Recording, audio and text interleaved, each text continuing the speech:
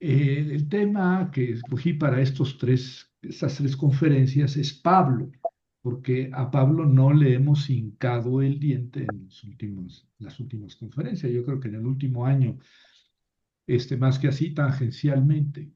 Y es muy importante este personaje, este muchacho, Pablo, ¿verdad? Es muy importante en la teología del Nuevo Testamento y en la teología de la Iglesia. Este, pero no vamos a abordar, bueno, a abordar a Pablo de una manera peculiar, en tres relaciones. Pablo en su relación con tres personas, con Marcos en primer lugar, ahora, la próxima semana Pablo y Lucas, y la tercera semana Pablo y Pedro. Son tres personas con que tuvo una relación aparentemente estrecha, aparentemente conflictiva, pero es trascendente, es importante definir cómo fue esa relación, porque hay mucho en el ambiente y ya verán que nos va a llevar a profundizar sobre la personalidad y la teología de Pablo.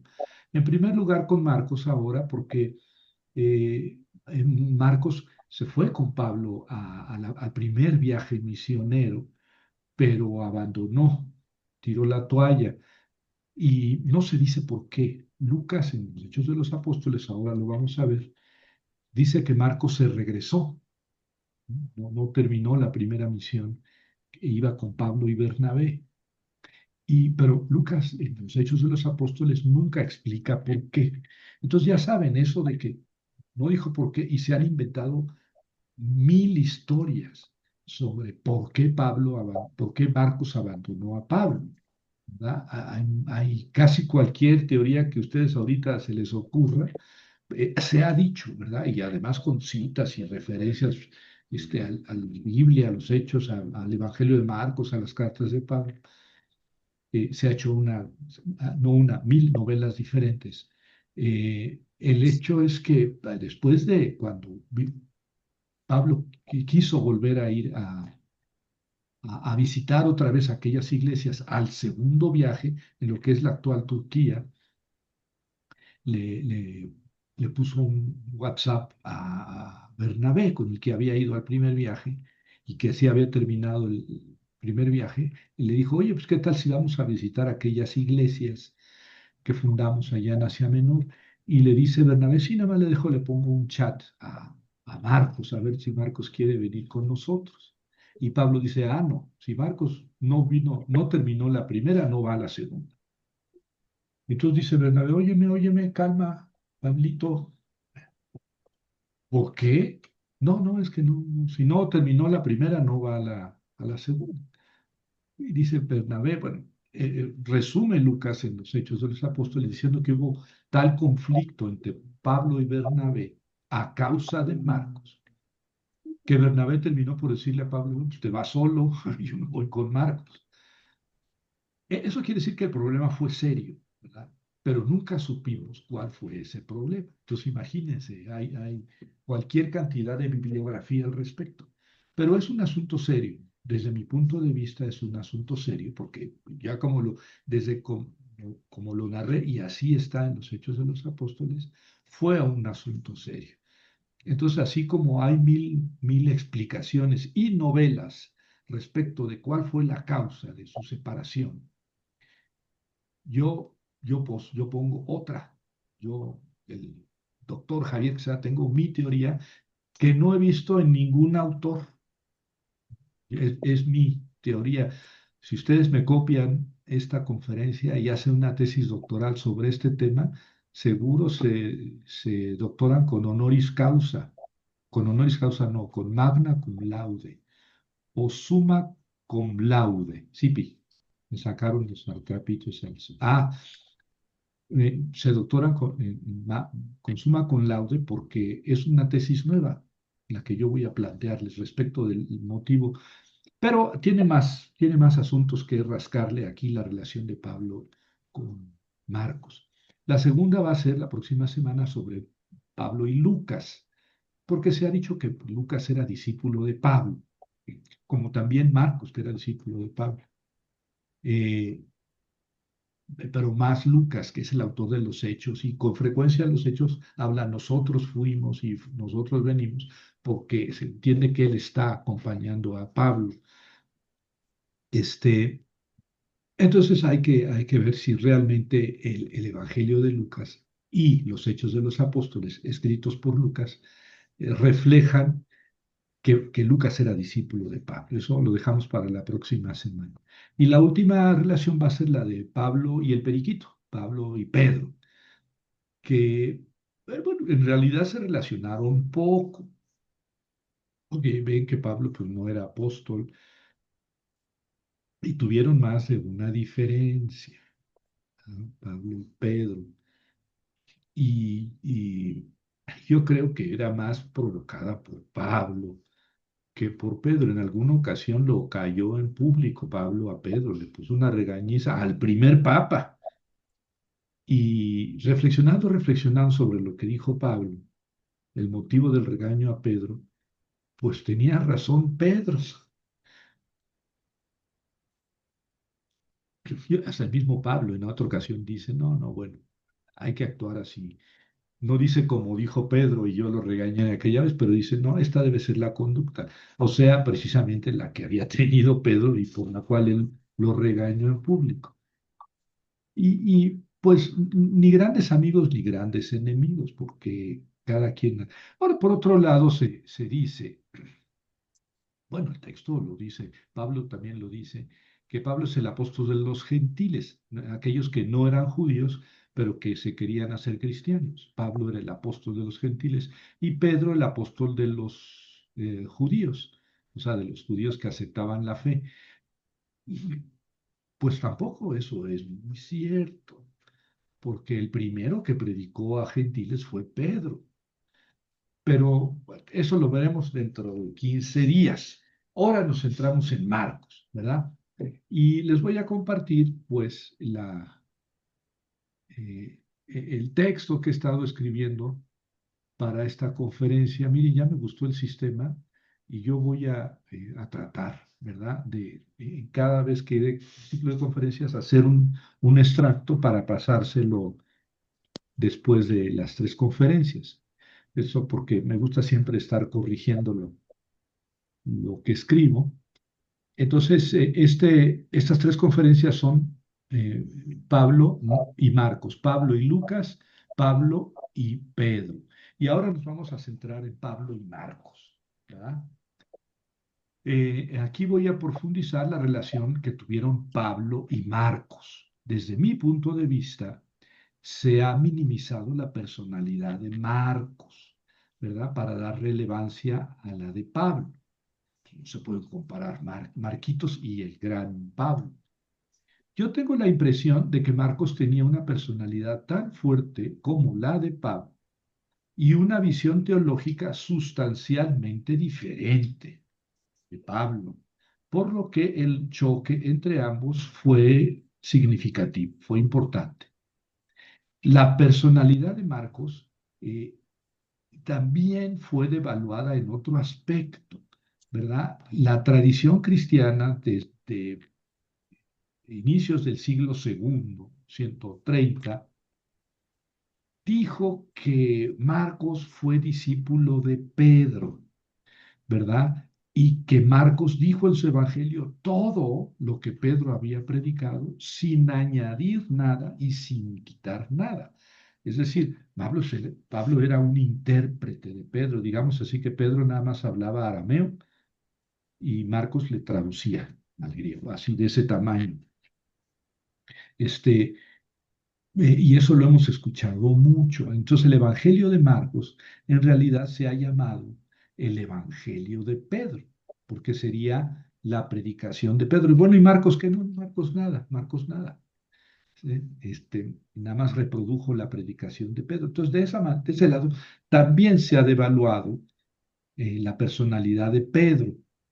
Este, y luego, como evangelista, bueno, pues el primer evangelio es el de Marcos. Y así empieza su evangelio, evangelio de Jesucristo, Hijo de Dios, etcétera. Y el género literario que conocemos ahora como evangelio, que es un género literario de la carta, de la historia, del salmo, de, el género literario evangelio fue creado por Marcos, ¿verdad? Eh, pero durante muchos años se ha considerado que Marcos es el evangelio más feíto, el más simple, ¿verdad? Y que en realidad su función como escritor se limitó prácticamente, bueno, según la primera tradición cristiana, a poner por escrito todo lo que había dicho Pedro en su predicación. Pero más después, los estudiosos dicen que Marcos simplemente reunió, lo hemos visto mucho en las clases de sinópticos, ¿no?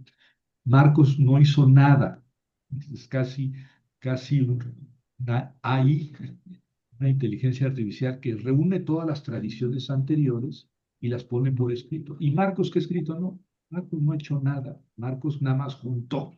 Él no escribió ni esta lengua es mía. Eh, Juntó las tradiciones. Pero oye, el fundador del género literario evangelio ha sido reducido a un mero recopilador. Entonces Marcos perdió en su relación con Pablo, ¿verdad? Como, au- eh, como, como predicador de Pedro, siempre traductor o intérprete de Pedro, y como autor del Evangelio. Entonces Marcos perdió por todos lados, ¿verdad? Pero es bien posible que estos tres frentes, la relación con Pablo, este, la relación con Pedro y su función como evangelista, bien posible que haya que reivindicar a la persona de Marcos, ¿verdad?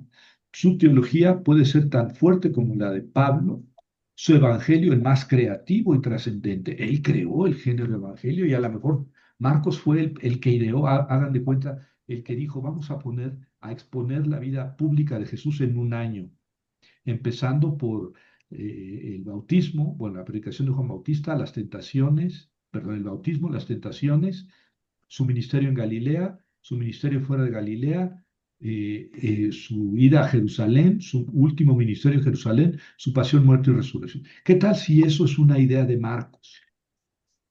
Entonces Marcos es el gran creador, pero eso no se le reconoce. Y luego, eso de que fue en realidad, fue nada más intérprete de Pedro y puso todo lo que Pedro, vamos a ver que no está tan fácil, que no es tan así. Entonces vamos a tratar de reivindicar a Marcos a partir de su relación con Pablo. ¿Quién es Marcos? ¿Verdad? Eh, Hay varios textos que hablan de Marcos, ¿verdad? Los voy a poner aquí todos, son como cinco o seis nada más, o sea, los voy a poner y son muy breves, ¿verdad? Marcos aparece ligado a la comunidad de Jerusalén, ¿verdad? Y después aparece en Antioquía, o sea, al norte, en Siria, en la costa, y después aparece unido a Pablo, ¿verdad?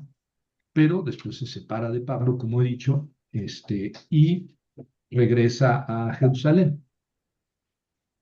Tal vez al final de su vida hubo una reconciliación, es lo que parece que se puede desprender haciendo una novela de la vida de Marcos en relación con Pablo. Y luego finalmente es mencionado por Pedro, como si estuviera en Roma. Y le dice Pedro, mi hijo Marcos. Vaya usted a saber si sea el mismo, ¿verdad? Pero en cualquier caso, si es el mismo, pues le dice mi hijo. ¿Y por qué le dice mi hijo? Pues seguramente ¿por qué? Bueno, vamos a ver los textos. Vamos a ver los textos que hablan de Marcos.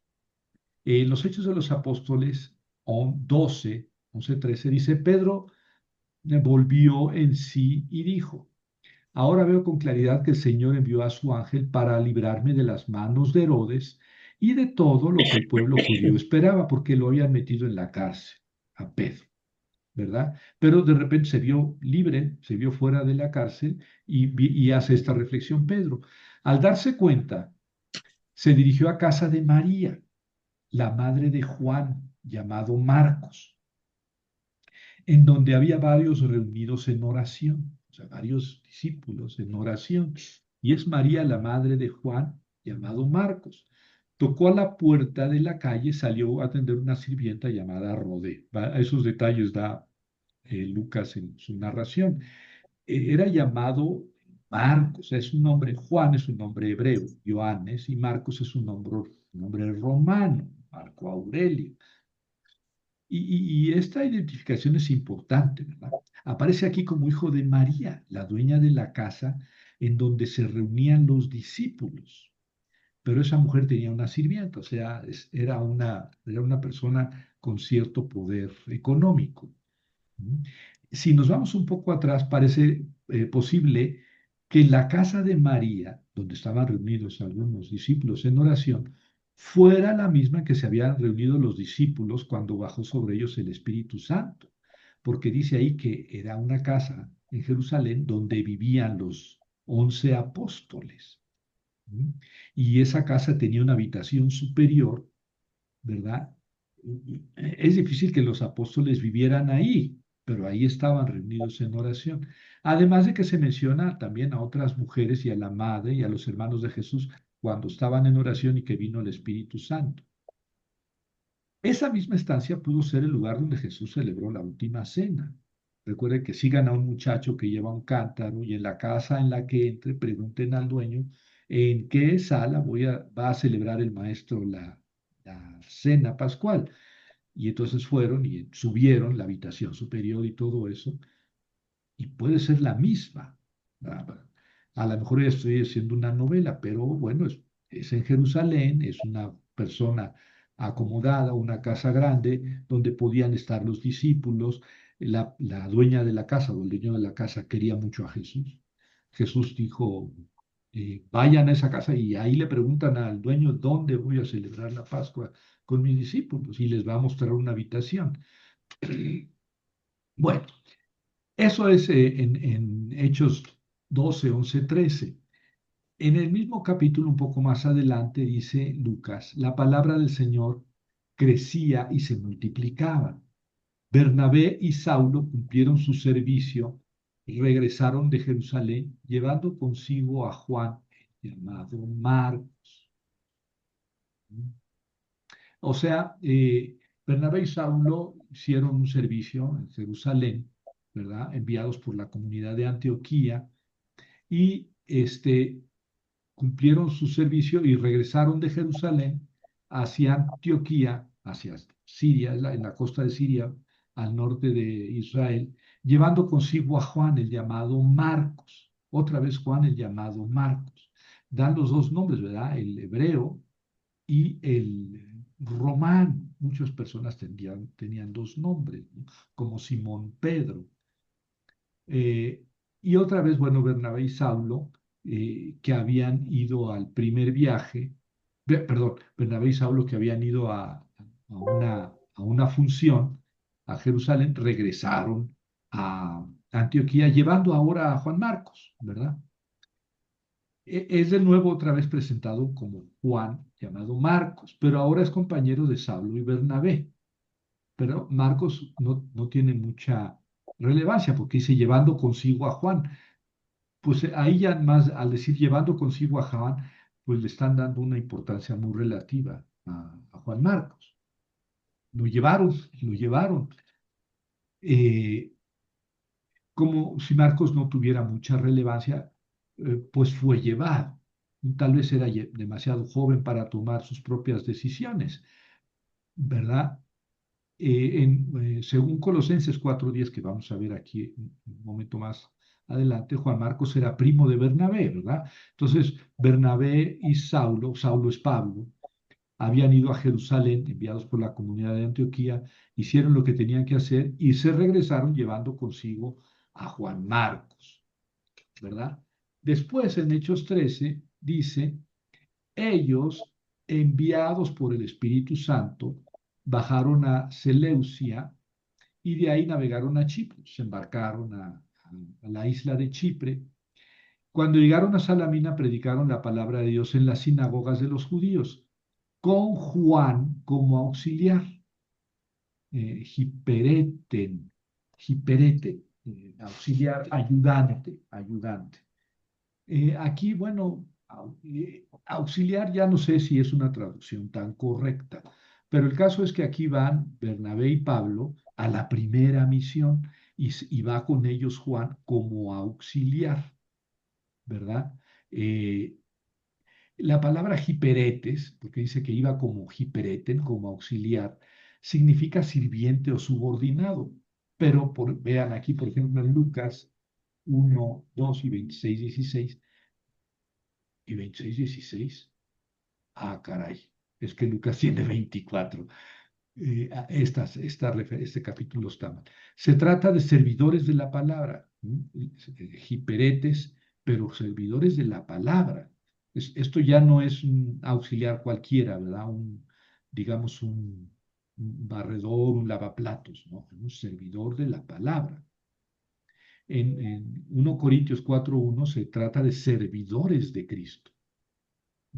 O sea, hipereta.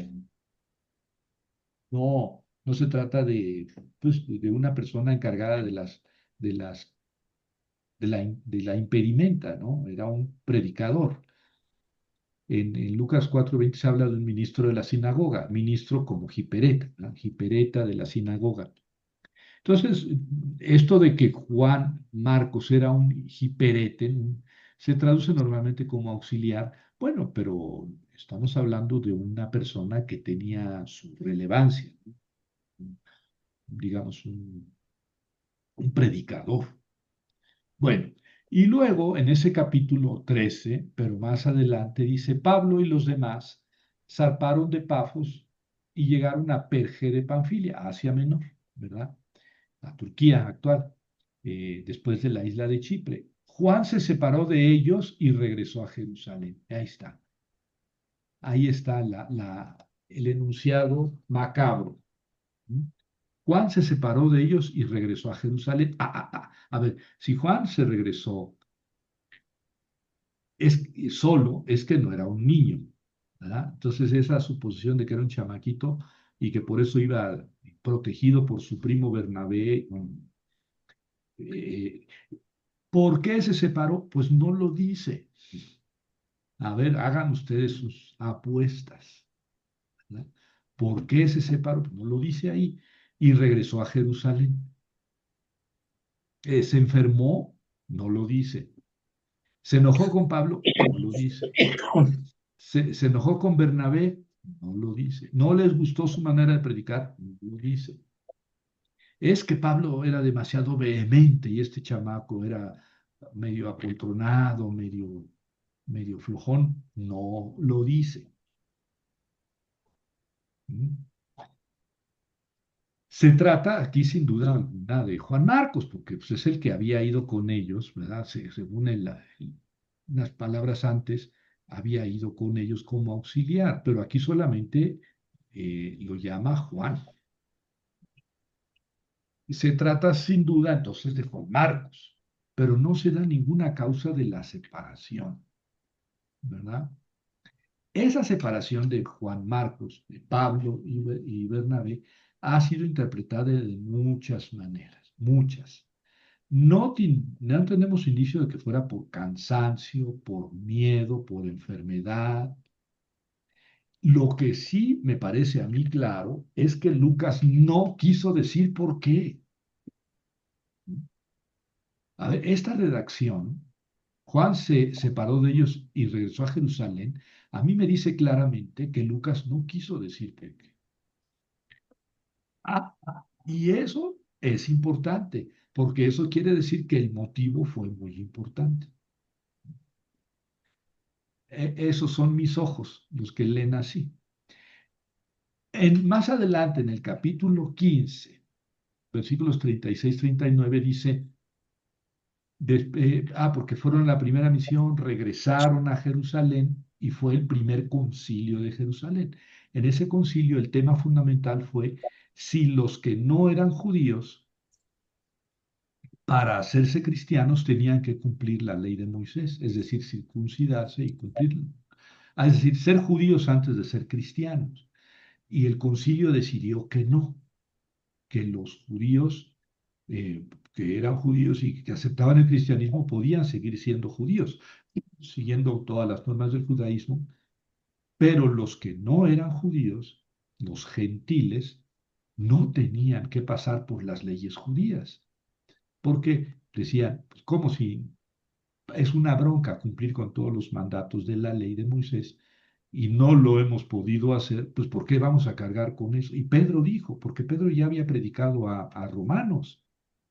Pedro dijo, no, pues estando yo predicando a romanos, que Dios me mandó predicar a romanos, estaba yo hablándoles con el miedo de que estaba en una casa impura, no podían entrar los judíos en casa de romanos, estando yo predicándoles bajo el Espíritu Santo y aceptaron la fe. Entonces, ¿qué? ¿Nosotros le vamos a poner límites y pedos al Espíritu Santo?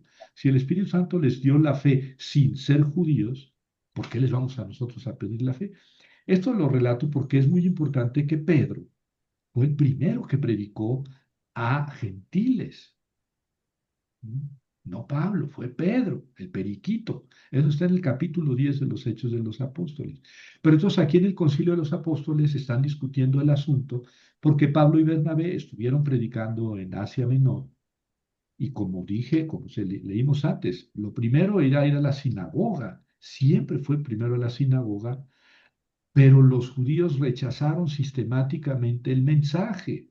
Aunque algunos se convertían en bloque, rechazaron el mensaje cristiano, pero los paganos, los gentiles, sí que mostraban curiosidad y muchos gentiles creyeron, aceptaron la fe.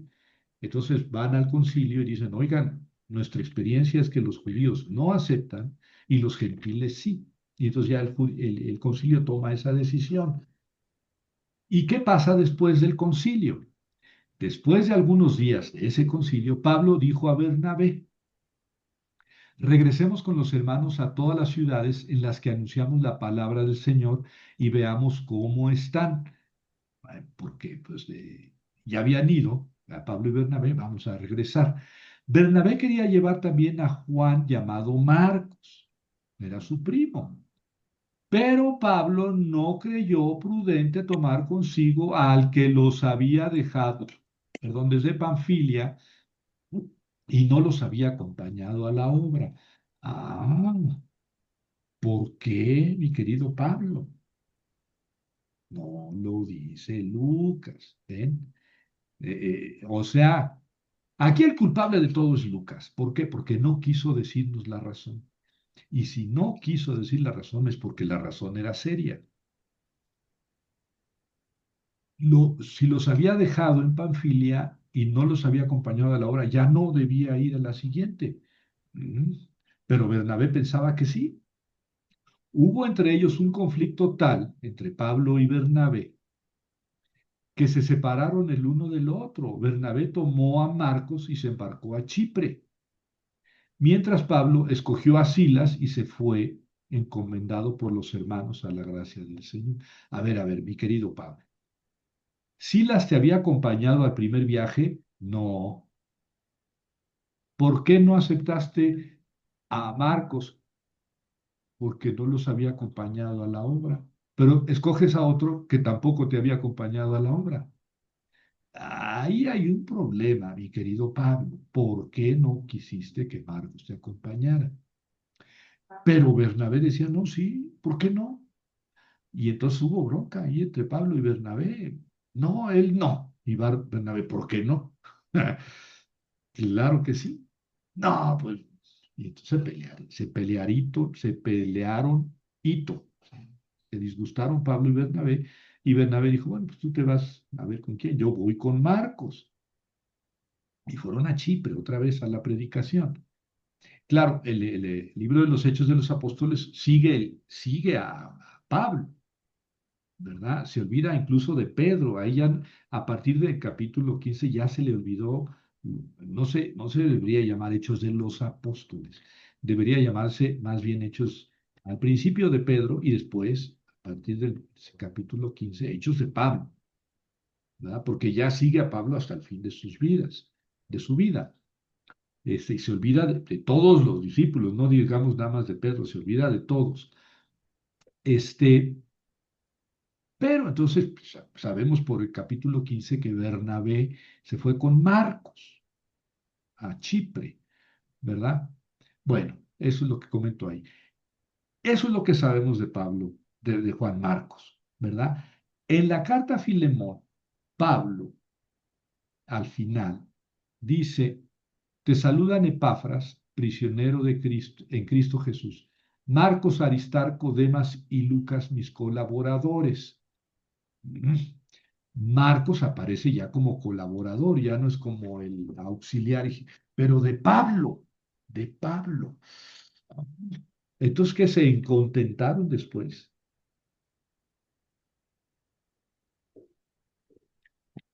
Oye, Javier, ahí nada más dice Marcos, no dice Juan Marcos. Pues sí, a lo mejor no es Juan Marcos, es otro Marcos. Mm, Y luego es curioso que lo llamen mis colaboradores, cuando al principio, allá en Hechos, había dicho que no quería saber nada de Marcos. Ah, entonces aquí ya no entendí, ya no entendí. Escriban sus novelas, ¿por qué se contentaron después de ese rechazo? O tal vez aquí Marcos, pues no es Juan Marcos. ¿Mm? Marcos aparece aquí como colaborador. Si se trata de Juan Marcos, el primo de Bernabé, nos faltaría toda una explicación del relato de Hechos, ¿verdad? Que Pablo dijo que no quería que Marcos fuera con él. Ahora, ojo, esto es Hechos, esto lo escribió Lucas, esto no lo escribió Pablo, ¿verdad? A lo mejor Lucas se inventó esa bronca y Pablo nunca estuvo tan predispuesto contra Marcos, ¿verdad? Pero claro, está difícil que Lucas se haya, porque Lucas siempre trata de suavizar todos los conflictos. Así es Lucas en los Hechos de los Apóstoles. Todo va sobre flores, sobre rosas. La comunidad crecía en el no, en Dios y en unidad y todos juntos. Así es Lucas. Quiere echar tierra a todos los conflictos y hablar de la gran unidad de la primera comunidad. ¿Por qué se habría inventado un conflicto así entre Pablo y Marcos? ¿Verdad? Pero el hecho es que aquí tenemos una carta de Marco, de Juan, de Pablo, que todo el mundo dice es una carta propiamente de Pablo, y dice Marcos, a lo mejor no es el Marcos, no es Juan Marcos, hagan sus apuestas, ¿verdad?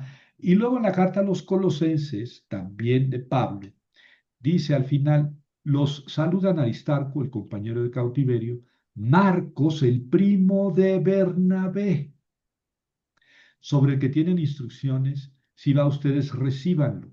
También Jesús el llamado justo, que son de la circuncisión, que son judíos.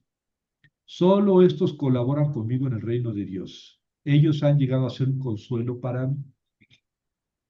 Ah, pues ahí está, sí es entonces, este de Filemón es Marcos, y acá en Colosenses dice Marcos, el primo de Bernabé. Sí, pero yo tengo mis dudas respecto, como muchos autores, respecto de la carta a los Colosenses. Pensamos que no es de Pablo. Entonces, aquí el autor de esta carta quiso eh, pacificar. Eso puede ser una lectura válida, ¿verdad?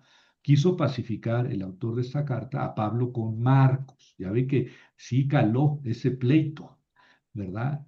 Sí caló, no fue así nada más, porque Marcos es el autor del Evangelio, ¿verdad? ¿Y qué tal si cuando este autor de Colosenses, que insisto, según muchos investigadores, no solamente protestantes, también católicos, pensamos que no es Pablo?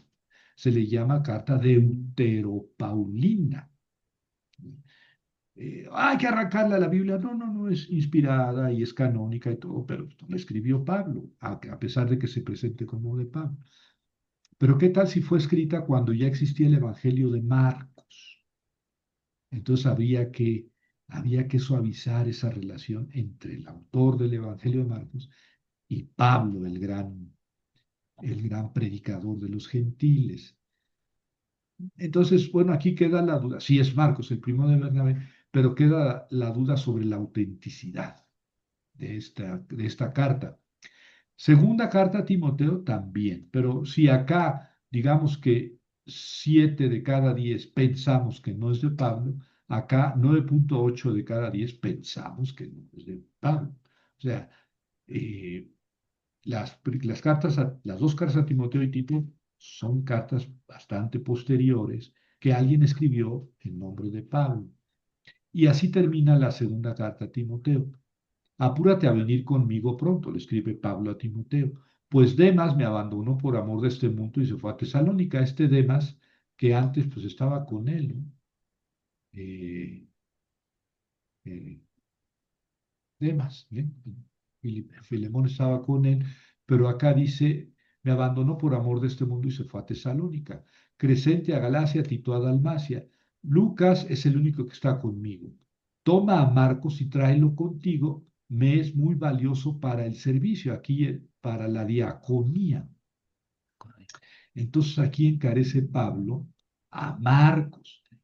¿Qué Marcos? ¿Ven? Nada extrañaría que fuera este mismo Marcos y que esta carta, 2 Timoteo como Colosenses, quiera congraciar, volver a congraciar a Marcos con Pablo. Es posible esa lectura, que probablemente esta carta se escribe cuando ya está escrito el Evangelio de Marcos y hay que volver a pacificar a Marcos a Pablo con el autor del Evangelio. Es posible, ¿verdad? Bueno, y luego, en la primera carta de Pedro, al final, dice, les escribo por medio de Silvano, ahora es el periquito el que está escribiendo, ¿eh? Les escribo por medio de Silvano, a quien considero hermano fiel. Les escribí brevemente para exhortarlos y darles testimonio de que esta es la verdadera gracia de Dios en la que se mantienen. Los saluda la que está en Babilonia, la iglesia que está en Roma. Babilonia es un nombre simbólico. La saluda la que está en Babilonia, elegida con ustedes, y también Marcos, mi hijo. Ah, Bueno, pues no sabíamos que Marcos andaba con Pedro, no lo sabíamos. Marcos era de Jerusalén y era un judío, pero nunca se nos presenta unido a Pedro, discípulo de Pedro, nunca, nunca. Ahora, los hechos de los apóstoles no nos dicen qué pasó con Pedro, ¿verdad? Después de aquello del centurión y de los romanos que se convirtieron, y Pedro va al concilio de Jerusalén. Lucas se desentiende de Pedro y si se sigue todo el camino con Pablo. Entonces no sabemos qué pasó con Pedro. Por esta carta pensamos que está en Babilonia, que está en Roma, ¿verdad? Y que está con él Marcos, su hijo. Entonces de aquí se saca, pues que Marcos escribió su evangelio en Roma, junto a Pedro. Pues sí, de aquí se saca. Pero este Marcos es Juan Marcos. No sé, no puede ser mi hijo realmente que era hijo de Pedro. Sabemos que Pedro era casado, ¿no? Jesús le curó a su suegra, a Pedro. ¿Se acuerdan que llegó a su casa y estaba malita y la curó Jesús? Mm, entonces tenía hijo, bueno, pues seguramente. No podía ser hijo de Pedro, pues, o este es Juan Marcos y era discípulo de Pedro, o por lo menos acompañante de Pedro. Pero esto es la primera noticia que tenemos. Pero bueno, de Pedro tenemos una carta, la segunda carta no es de Pedro. Y se nos menciona ahí a Marcos. Entonces, bueno, o con Pedro o con Pablo, o con los dos, o con ninguno. Bueno, y entonces ahí tenemos los elementos con los que podemos hacer una novela, ¿verdad? Bueno, yo no lo digo en sentido peyorativo, porque lo digo en buen sentido. Podemos hacer una historia, armar todos estos textos y decir, es que pasó y fue y vino. Y les aseguro que lo que escriban ya ha sido escrito, porque esto, pues así es, ¿no? Ahí están los textos y podemos imaginarnos todo lo que no está escrito, ¿verdad? Eh, y ahora, ¿qué podemos decir, verdad? Marcos puede ser Juan Marcos, eh, pero no sabemos gran cosa. Ahorita vamos a profundizar en el asunto. No sabemos cuál sea la relación de Juan Marcos con el autor del Evangelio. No lo sabemos si es Juan Marcos el autor del Evangelio, porque Marcos nunca se presenta. Es una gran diferencia con Pablo. Pablo en todas las cartas, yo, Pablo y yo les dije, yo digo, y yo hice, yo fui, yo, tata. Marcos, leas el Evangelio de Marcos, nunca habla de Marcos, nunca dice yo, Marcos, o el autor, no aparece el autor. Parece que Marcos, el autor, se ha salido de su escrito para dejar todo el escenario a Jesús. Es un poco lo contrario de Pablo. Ojo. Eh, no sabemos cuál sea la relación de Juan Marcos con el autor del Evangelio. Papías, ¿verdad? Sobre el 130, 140, dijo lo siguiente. Papías no escribió, no tenemos nada de lo que escribió. Eusebio de Cesarea, que escribió la historia eclesiástica en el siglo IV, 330, 200 años después de la muerte de Papías. Eusebio de Cesarea dice que Papías decía. El presbítero decía esto. Marcos fue intérprete de Pedro, hermeneutes. Puso cuidadosamente por escrito, aunque no con orden, fíjense, ya me tachó al Evangelio de Marcos, aunque no con orden, cuanto recordaba de lo que el Señor había dicho y hecho. Eso es lo que decía el anciano, el presbíteros, es lo que quiere decir presbíteros, anciano. Y luego comenta Eusebio, porque él, Marcos, no había oído al Señor ni lo había seguido, sino como ya dije más tarde, a Pedro.